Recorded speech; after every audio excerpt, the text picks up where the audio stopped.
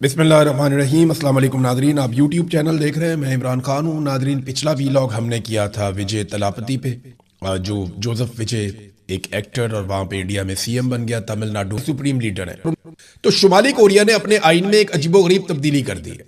अल्फाज बिल्कुल ये नहीं है, लेकिन उसका मतलब मैं आपको बता देता हूँ। पूरी दुनिया का मीडिया ये रिपोर्ट कर रहा है कि आइन में ये लिख दिया गया है कि अगर किसी सूरत भी किम जोंग उन, जो शुमाली कोरिया के सरबराह हैं, अगर उन्हें किसी भी सूरत में कुछ हो जाता है या उन्हें कत्ल कर दिया जाता है तो शुमाली कोरिया ऑटोमेटिकली फौरी तौर पे एटमी हमला कर देगा। अब वो ये एटमी हमला किस पे करेगा इसके बारे में कुछ नहीं पता, लेकिन वो एटमी हमला कर देगा। अब शुमाली कोरिया का दुनिया में दुश्मन कौन है? वो अमेरिका को अपना मेन दुश्मन समझते हैं। उनकी जनूबी कोरिया से भी लड़ाई है, उनकी जापान के साथ भी लड़ाई है। वो अमरीकी इत्तहादियों से उनका फड्डा है। चाइना और रशिया उसके बड़े इत्तहादी हैं शुमाली कोरिया के, जबकि शुमाली कोरिया अमेरिका को अपना सबसे बड़ा दुश्मन समझता है। अब ये अमेरिका में खतरे की घंटी बज रही है कि अगर किम जोंग उनको कुछ भी हो गया तो ये ऑटोमेटिकली वहां से एटम बम और मिसाइल उड़ेंगे और वो एटम बम मारेंगे अमेरिका के ऊपर या अमेरिका के इत्तहादियों के ऊपर। अब ये कॉन्स्टिट्यूशन में लिख दिया गया है। कॉन्स्टिट्यूशन में जो लफ्ज इस्तेमाल किया गया है वो बराह रास्त ये लफ्ज तो नहीं है कि किम अगर कत्ल हो जाता है। वहां पे जो वर्ड इस्तेमाल किए गए हैं, if the command and control system over the state's nuclear forces is placed in danger by hostile forces, ये वहां पे जुमला इस्तेमाल किया गया।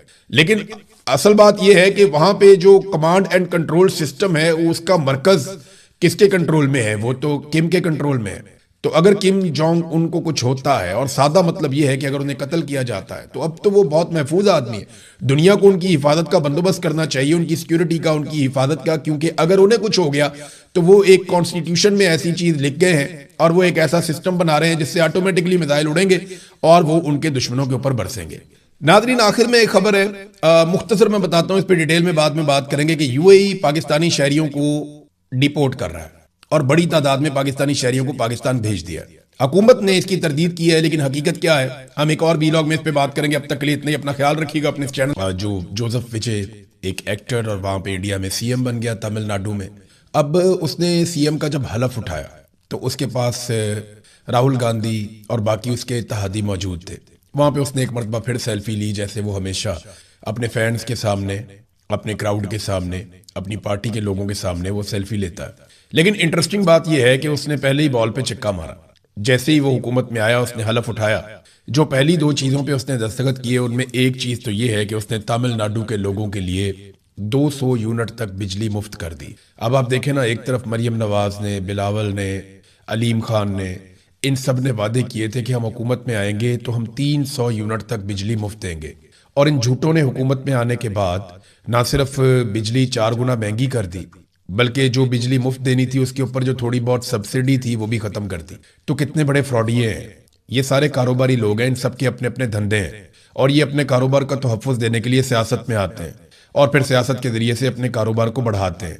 और वो शख्स अपना बड़ा कारोबार छोड़कर, फिल्म इंडस्ट्री में था, 200 करोड़ उसको एक फिल्म का मिल जाता था, वो छोड़कर सियासत में आ गया और आकर उसने पहला हुक्म दिया कि उसके सूबे के लोगों को 200 यूनिट तक बिजली मुफ्त दी जाएगी। इंडिया में ये पहली रियासत नहीं है जहां पे ये हो रहा है। इंडिया में इससे पहले भी कई रियासतें बिजली के ऊपर सब्सिडीज देती हैं, बिजली मुफ्त भी देती हैं। पंजाब के अंदर 300 यूनिट तक मुबैना तौर पे बिजली वहां पे फ्री है। कई और जगह पे भी वो खास रियायतें अवाम को देते हैं। अब तमिलनाडु में 200 यूनिट तक उसने बिजली मुफ्त कर दी, और उसके अलावा जो दूसरा उसने दस्तखत किया वो ये किया कि ड्रग्स के हवाले से एक स्पेशल टास्क फोर्स बनाई है। ये वहां पे बड़ा अहम इशू है। तो ये 2 इशूज सबसे पहले उसने दस्तखत किए और पब्लिक ने उसको बहुत सराहा भी इस मामले के ऊपर। पाकिस्तान में जो है ना वो हमारी तरजीहात ही कुछ और है। हमारे हुकूमती वुज़रा ये बता रहे हैं कि क्योंकि हुकूमत टैक्स इकट्ठा नहीं कर पा रही, कौमी खजाना खाली है, इसलिए हम पेट्रोल पे लेवियां लगा रहे हैं, या ये जो हम महंगाई बढ़ा रहे हैं या जो इजाफी टैक्सेस ले रहे हैं, चाहे पेट्रोल पे, चाहे बिजली पे, चाहे गैस पे, ये इसलिए ले रहे हैं कि टैक्सेस इकट्ठे नहीं हो रहे, कौमी खजाना खाली है। अब ये वफाकी वुज़रा खुद मानना शुरू हो गए। क्यों? ये ना इंपॉर्टेंट बात जो मैं आपको कई दिनों से समझा रहा हूं कि पाकिस्तान में क्रेडिबिलिटी हुकूमत की बची नहीं है। लोगों को आसिम मुनीर साहब पे या उनकी टीम पे बिल्कुल भरोसा नहीं है, इसलिए कोई भी पाकिस्तान में पैसा लगाने को, कारोबार करने को तैयार नहीं है, ना पाकिस्तान के अंदर ना पाकिस्तान के बाहर। ये तो सिर्फ डोनाल्ड ट्रंप को काम पड़ा हुआ है आसिम मुनीर साहब से, इसलिए उसने गेम चुक के रखी हुई है आसिम मुनीर साहब की भी और शहबाज शरीफ साहब की भी, क्योंकि ट्रंप को काम पड़ा हुआ है। जब उसका काम निकल जाएगा तो जैसे हमेशा अमेरिका लात मारता है वैसे ही अमेरिका लात मारेगा। ये उसका एक पुराना तरीक़ाकार है और हमने ये हमेशा होते हुए देखा है। थोड़े बहुत पीनट्स वो हमें दे देगा, उसके बाद वो क्या होगा, हम कर्जा भी नहीं उतार पाएंगे जो हमें कर्जा भी मिल रहा है। तो लोग भरोसा नहीं कर रहे, ना मिलिट्री एस्टेब्लिशमेंट पे, ना मौजूदा जाली हुकूमत के ऊपर, और किसी किस्म का एतबार ना करने की वजह से कारोबारी जिंदगी बंद है। लिहाजा अवाम का खून नचोड़ के अब ये पैसा इकट्ठा करते हैं कि कुछ भी करके ये दिवालिया से पाकिस्तान को बचाएं। नाजरीन, तरजीहात जब इस तरह की होना तो अवाम को कोई नहीं पूछता। इस लेवल का जुल्म पाकिस्तान में हो रहा है। एक जर्नलिस्ट है जफर नकवी साहब, उन्होंने एक बड़ा ही दिल खराश वाकया रिपोर्ट किया, और ना सिर्फ रिपोर्ट किया बल्कि उन्होंने अल्लाह को हाजिर नाजिर जानकर उन्होंने हल्फन इस बात को रिपोर्ट किया। नॉर्मली जर्नलिस्ट ऐसी बात नहीं लिखता कि मैं अल्लाह को हाजिर नाजिर जानकर हल्फन ये बात कर रहा हूं, ऐसा जर्नलिस्ट नहीं कहता। लेकिन उन्होंने ये कहा क्योंकि ये वाकया वो जाती तौर पे जानते हैं, उनको अच्छी तरह इसका पता है। वो ये कहते हैं कि मेरा एक जानने वाला लड़का है, पंजाब में गाड़ियों के शोरूम पर काम करता है। इसने किसी वकील से कोई गाड़ी ली, कुछ पैसे रहते थे। ये लड़का और दो लड़के वकील से पैसे लेने वहां पे गए और वहां पे रोला पड़ गया और उस वकील से इनकी लड़ाई हो गई। उस वकील ने इन पर डकैती का पर्चा करवा दिया और 2024 का ये केस है। चंद हफ्ते पहले सीटीडी वाले इस लड़के को उठाकर ले गए और तफ्तीश शुरू कर दी। इस बच्चे की दाईं टांग पर हथौड़ा मारा, नीचे पत्थर रखा और बीच में टांग और ऊपर से हथौड़ा मारा और बच्चे की टांग का कचूमर निकाल दिया। बच्चे की टांग जाया हो गई। वो एक यतीम बच्चा है। उसकी मां धाड़े मार मार कर मरियम नवाज को बद्दुआएं दे रही है। पूछना यह था कि पंजाब क्या हलाकू खान की हुकूमत आ गई है? कोई खुदा का खौफ नहीं रह गया? कोई फिरौन और नमरूद के अंजाम से डरो? मेरी आंखों से तो आंसू नहीं थम रहे। अब ये बात एक जर्नलिस्ट बता रहे हैं कि सीटीडी को पंजाब का किलिंग स्क्वाड बना दिया गया है। तुम्हें अदालती इख्तियार इस्तेमाल करने का किसने हक दिया? मावरा अदालत लोगों को कत्ल किया जा रहा है।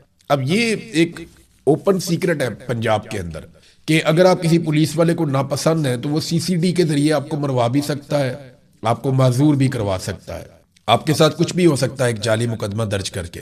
तो पंजाब में एक पुलिस राज नाफिज कर दिया गया है। देखिए, उन ममालिक में पुलिस ताकतवर और पूरे इख्तियारात के साथ बहुत अच्छी भी लगती है जहां पे इंसाफ होता है। पाकिस्तान में तो इंसाफ है ही नहीं। पुलिस का महकमा जो है वो पाकिस्तान के करप्ट तरीन महकमों में से एक महकमा है। अब जब इन लोगों को आप इतने बड़े इख्तियारात दे देंगे कि ये इंसान को कत्ल भी कर सकते हैं, हालांकि ये मावराए कानून है, मावराए अदालत है।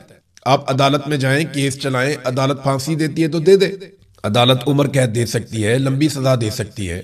लेकिन यहां पुलिस ने एक आसान रास्ता ढूंढा, जो पसंद नहीं है या जो मुजरिम है उसका फैसला खुद ही कर दो। और बहुत सारे बेगुनाह भी पुलिस के इस बदले की भेंट चढ़ गए। लोगों ने बहुत पैसा देके अपने मुखालिफिन को भी कत्ल करवाया। अब ये जो मामला है ये उसकी एक वाज़ेह मिसाल है कि वकील के साथ पैसों का रोला था, वहां पे लड़ाई होती है, वकील पर्चा करवाता है, बंदा उठवाता है। 2024 में पर्चा हुआ, 2026 में बंदा उठा के नीचे पत्थर रखा, ऊपर टांग रखी, ऊपर से थोड़ा मारा और हड्डियों का कचूमर बना दिया। अब उसकी टांग जाया हो गई और वो यतीम बच्चा है और इकलौता वहां पे अपनी माँ का वारिस है। ये जफर नकवी साहब जो जर्नलिस्ट है उन्होंने इसको रिपोर्ट किया। ये कितनी अफसोसनाक बात है। नादरीन, शहबाज शरीफ ने सुहेल अफरीदी को टेलीफोन किया है। ये जरा खबर मैं आपको पढ़ के पहले सुना दूं, फिर मैं आपको बताता हूं कि ये कितने जबरदस्त तरीके से पाकिस्तान तहरीके इंसाफ ने नॉर्मलाइज कर दिया सूरत हाल को जाली हुकूमत के साथ।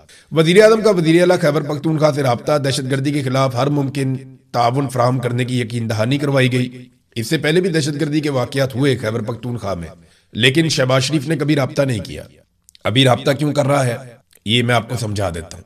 अलीमा खानम ने ऐलान किया कि सुहेल अफरीदी अडियाला जेल के बाहर पहुंचेगा अपने तमाम एमपीएस को लेकर मंगल वाले दिन। अब मंगल आने में 2 दिन बाकी रह गए हैं। अब अडियाला के बाहर सुहेल अफरीदी ने किस लिमिट तक जाना है ये भी तो चीज तय होनी है ना, क्योंकि पाकिस्तान तहरीके इंसाफ अब एक ऐसी जमात बन गई है जो अच्छे बच्चे की तरह रिएक्ट कर रही है। यानी बतौर अपोजिशन उन्होंने हुकूमत के लिए किसी एक दिन भी कोई ऐसी एक्टिविटी नहीं की जिससे हुकूमत के माथे पे बल आया हो। पाकिस्तान तहरीके इंसाफ के बंदों का कत्लेआम किया गया, इन्होंने आज तक FIR तक दर्ज नहीं करवाई। इमरान खान की आंख जाया कर दी। तमाम चीजों को अब नॉर्मलाइज किया जा रहा है। यानी जाली हुकूमत को पहले तस्लीम ही नहीं किया जाता था, लेकिन लगभग अब इन्होंने 2 साल के बाद इतनी तब्दीली आ गई है कि जाली हुकूमत को तस्लीम कर लिया है। वजीर आजम या वुज़रा से राब्ता पहले बड़ी मायूब बात समझी जाती थी, अब बहुत नॉर्मल है। अब तो किसी को जस्टिफिकेशन देने की भी जरूरत नहीं पड़ती कि मैंने क्यों बात की। देखें, वजीर आजम ने इससे पहले बड़े बड़े वाकयात हुए खैबर पख्तूनख्वा में दहशतगर्दी के, कभी राब्ता नहीं किया। अभी एक वाकया हुआ, उसके ऊपर राब्ता किया, लेकिन अंदर की बात तो कुछ और है। पहले सुहेल अफरीदी ने बताया था कि मैंने शहबाज शरीफ से कहा कि मेरी इमरान खान से मुलाकात करवाएं, तो शहबाज शरीफ ने कहा पूछ कर बताता हूं। अब तो सुहेल अफरीदी भी पूछ कर बताते ही नहीं है कि क्या बात हुई क्या बात नहीं हुई। बहरहाल शहबाज शरीफ से पूछ के वो बता दें कि इमरान खान साहब से उनकी मुलाकात 6 महीने से ज्यादा हो गए हैं, क्यों नहीं हो पा रही। फिर इमरान खान के मामलात पर पहले वावेला होता था, रोला डलता था कि इमरान खान को कैद तन्हाई में ना डालो, उसके जाली मुकदमात के ऊपर बस कर दो, या इमरान खान की सेहत के साथ ना खेलो। अब इसके ऊपर कोई ज्यादा बात नहीं करता, बस सिर्फ ऐसा है कि कोई गुजरते हुए स्टेटमेंट दे दिया, किसी जगह पे छोटी सी पॉलिटिकल एक्टिविटी कर दी। तो पाकिस्तान तहरीक इंसाफ ने बड़ी कामयाबी से इमरान खान साहब के ऊपर होने वाले हर जुल्म को, और जो कुछ पाकिस्तान की मिलिट्री एस्टेब्लिशमेंट ने पाकिस्तान तहरीक इंसाफ के साथ किया, उन तमाम चीजों को नॉर्मलाइज कर दिया है। खैबर पख्तूनख्वा हुकूमत जो है वो इमरान खान के बड़े बड़े मुतालबात पे यू टर्न ले चुकी है। मिसाल के तौर पे जरगे जो हुए, उनके फैसले कहाँ गए? जो ड्रोन्स होते थे, अब भी होते हैं, उनके ऊपर जो इकदामात लिए जाने थे वो कहाँ गए? जो ऑपरेशन रोकने थे, क्या रुक गए हैं? ये सवाल अपनी जगह पे मौजूद है। जो मुदाखलत हो रही थी लगातार, उस मुदाखलत को खत्म किया जाना था, क्या वो खत्म हो गई? नहीं, अब तो कंट्रोल ज्यादा मजबूत हो गया। पाकिस्तान तहरीक इंसाफ का एक वफद जाता है जुनैद अकबर साहब की और असद कैसर साहब की क़यादत में, और वो फैसल करीम कुंडी साहब जो इमरान खान साहब की जेल का मजाक भी उड़ाते हैं, वो उनसे जाके मुलाकात करता है। देखिए, अगर सूबाई हुकूमत मिलती है और सूबे के मामलात को तय करती है या डिस्कस करती है फैसल करीम कुंडी से, जो गवर्नर है खैबर पख्तूनख्वा का, तो फिर तो बात समझ आती है। लेकिन जिन लोगों ने तहरीक चलानी है, जिन लोगों ने इमरान खान के लिए आवाज उठानी है, वो जाकर मिल रहे हैं, जनाब हमारे सूबे में गंदुम नहीं आ पा रही। ये तो बात वजीर आला खैबर पख्तूनख्वा ने वजीर आला पंजाब से या शहबाज शरीफ से करनी है, या गवर्नर को करनी है तो गवर्नर जाके वफाक को बताएगा, सदर को बताएगा। लेकिन मामला यह है कि ये पाकिस्तान तहरीक इंसाफ के सियासी लोगों का वफद ये जाकर मिलता है फैसल करीम कुंडी साहब से, और ये चीजें नॉर्मलाइज हो रही हैं। मैं आपको ये बता रहा हूं कि चीजें नॉर्मलाइज हो रही हैं, और पाकिस्तान तहरीक इंसाफ को यह बता दिया गया है कि इमरान खान का सियासत में अब कोई हिस्सा नहीं है। अगर आपने अपनी सियासत बचानी है तो आप चीजों को नॉर्मलाइज करें, इन्हीं पॉलिटिकल लोगों के साथ आप गुजारा करें, और मिलिट्री एस्टेब्लिशमेंट के वो गलत करते हैं, ठीक करते हैं, उस तरफ देखना आप छोड़ दें। आसिम मुनीर साहब ने एक खिताब भी किया है, उसमें उन्होंने मीडिया का शुक्रिया अदा किया, उन्होंने सोशल मीडिया का शुक्रिया अदा किया, तमाम पॉलिटिकल पार्टीज का उन्होंने शुक्रिया अदा किया कि सब ने इकट्ठे होकर जो भारत ने किया उसका जवाब दिया। तो देखिए, आसिम मुनीर साहब ने अपने मुंह से कह दिया कि पूरा पाकिस्तान इकट्ठा था, और तमाम पॉलिटिकल पार्टीज और सोशल मीडिया पे जो साइबर वॉर है उसका मुकाबला सबने मिलकर किया था। तो अब कोई भी टाउट मुंह खोलने से पहले सोच ले कि आसिम मुनीर साहब ने खुद कह दिया है कि सब ने मिलकर किया था, और ये एक हकीकत है। पाकिस्तान तहरीक इंसाफ ने भरपूर साथ दिया था पाकिस्तानी अफवाज का उस वक्त जब इंडिया के साथ पाकिस्तानी अफवाज लड़ रही थी। गो कि उसके बाद मिलिट्री एस्टेब्लिशमेंट ने तहरीक इंसाफ के खिलाफ अपनी तलवार मजीद तेज कर ली, अपना टोका और तेज करके उन पर फेर दिया, उनको मजीद तबाह बर्बाद किया, इमरान खान साहब के ऊपर ज्यादा सख्तियां की, आईनी तरमीम के जरिए से फील्ड मार्शल बन गए, इस्तिस्ना ले लिया, 5 साल की एक्सटेंशन भी ले ली। ये सारे फायदे तो पाकिस्तान की मिलिट्री एस्टेब्लिशमेंट ने, खास तौर पे आसिम मुनीर साहब ने उठाए। लेकिन तहरीक इंसाफ को सिला ये मिला पाकिस्तान के साथ पूरी ताकत से खड़े होने का, कि हालांकि इतने शिकवे इतने गिले थे उनके, फिर भी वो पूरी ताकत से खड़े हुए। ये उनका बड़ापन है, लेकिन इसके बावजूद उन्हें बाद में मजीद बुरे तरीके से कुचल दिया गया, ये किया गया। नाज़रीन, मैंने कुछ अर्सा पहले खबर आपको दी थी कि एक शख्सियत के लिए मोहसिन पाकिस्तान मरहूम अब्दुल कदीर खान साहब का जो घर है जो इस्लामाबाद में मौजूद है, उसको तैयार किया जा रहा है। मैंने आपको ये खबर दी थी आज से कुछ अर्सा पहले। अब जनाब ये खबर की तस्दीक आ गई है, और मैंने ये कहा था कि जो इस्लामाबाद के रिपोर्टर्स हैं वो जरा पता कर लें अपने तौर पे कि ये किसके लिए किया जा रहा है। तो ये जस्टिस अमीनुद्दीन खान के लिए किया जा रहा था, और इस्लामाबाद के सेक्टर E7 में डॉक्टर अब्दुल कदीर खान का घर उन्हें अलॉट कर दिया गया। इससे पहले उसको बड़ा शानदार तरीके से उनकी मर्जी के मुताबिक बेशुमार कौम का पैसा लगाकर उसको रेनोवेट किया गया, और उन्होंने अपनी मर्जी से पूरा घर विजिट भी किया, जाकर देखा भी, अपनी मर्जी की चीजें बताई, यहाँ ये बना दो, यहाँ ऐसे कर दो, यहाँ ऐसे कर दो।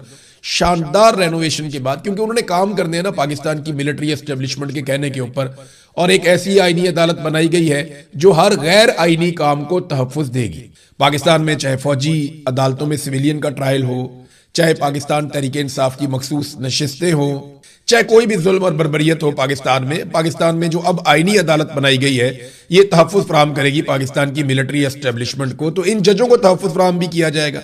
वफाकी आईनी अदालत के मुलाजमीन के जुडिशियल और यूटिलिटी अलाउंस में मौजूदा बेसिक सैलरी के 50% तक का इजाफा कर दिया गया। नए अलाउंसेस का इतलाक वफाकी आईनी अदालत के तमाम मुलाजमीन पर फौरी तौर पे होगा। पाकिस्तानियों को कुचल रहे हैं, तबाह कर रहे हैं, जबकि उन जजों को और उनके अमले को फायदा पहुंचा रहे हैं जिन्होंने मिलिट्री एस्टेब्लिशमेंट के कहने पे तमाम फैसले करने हैं। हमें बार बार एक बात की जाती है पाकिस्तानियों को, मैं जरा इसको क्लियर करना चाहता हूं कि पाकिस्तानी फौज जो सऊदी अरब में गई है ये बहुत बड़ी सआदत है। मेरा सवाल ये है कि इससे पहले तो सबसे ज्यादा अमरीकी फौज सऊदी अरब में मौजूद है, क्या ये अमेरिका के लिए भी बहुत बड़ी सआदत है?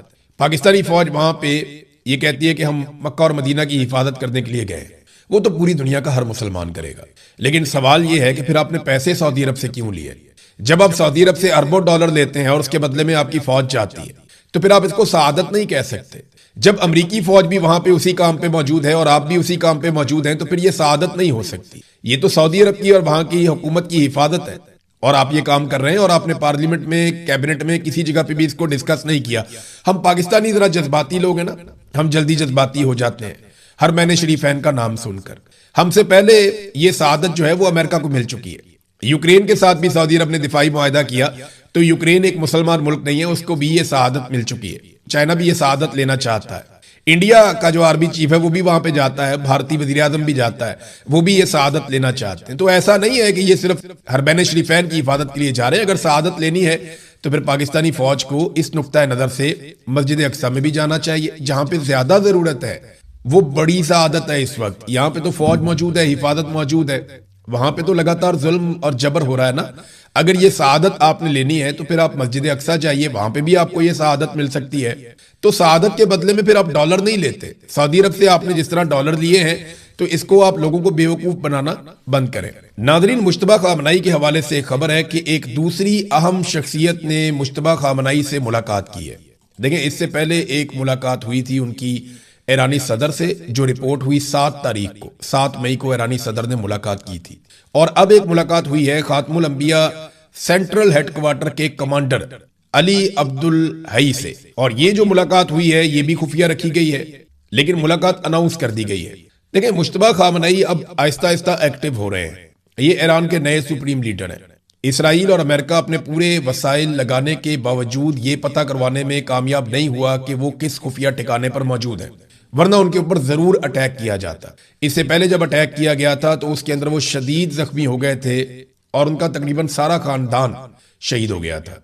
अब वो जख्मी हो गए थे, उनके बारे में बताया जाता है, मुबैना इतलात हैं, ईरान की जानिब से तो कोई खबर ऐसी नहीं दी गई कि वो जख्मी काफी हो गए थे। उनके बाजू पर शदीद चोटें आई थी, उनकी टांग पर चोटें आई थी, लेकिन काफी बेहतरी उनकी सेहत में आई है। दूसरा, उनके चेहरे पे कुछ चोटें रिपोर्ट हुई थी और कुछ प्लास्टिक सर्जरीज की जाएंगी, इस बारे में भी बातचीत की गई थी, लेकिन ईरान की जानिब से कोई कंफर्मेशन नहीं है। ये खबरें सोर्सेज के जरिए से सामने आती रही। अब मेडिकल का अमला उनके आसपास मौजूद है, लेकिन वो पूरे होशो हवास में है और ये जितने भी अहम फैसले हो रहे हैं उन फैसलों में वो अपना किरदार अदा करते हैं। नामालूम मकाम से वो अपनी पैगाम रसानी कैसे करते हैं ये इंपॉर्टेंट है। वो एक बहुत पुराना तरीका था खत लिखकर भेजना। ना वो टेलीफोन इस्तेमाल करते हैं, ना कोई मवासलाती निज़ाम वहां पे है, ना वहां पे कोई सिग्नल आते जाते हैं। तो ईरानी सुप्रीम लीडर मुश्तबा खामनाई इस वक्त खत लिख के उसके जरिए से अपने पैगामात अपनी हुकूमत तक पहुंचाते हैं और जितनी अहम चीजें हैं वो भी उन तक तहरीरी तौर पे पहुंचाई जाती हैं और उनको बताया जाता है। तो इस तरीके से वो अभी तक सरवाइव कर रहे हैं और मैनेज कर रहे हैं। मेरे ख्याल में इस वक्त का इंतजार करेंगे जब तक कि मुकम्मल ठोस जंगबंदी नहीं हो जाती। अभी अमेरिका का एतबार नहीं किया जा सकता क्योंकि आयतुल्लाह अली खामनाई की अभी फ्यूनरल का भी एहतमाम होना है, जिसमें पूरा खानदान भी सामने आएगा, ईरान की सियासी क़यादत भी सामने आएगी और अवाम लाखों की तादाद में बाहर निकलेंगे।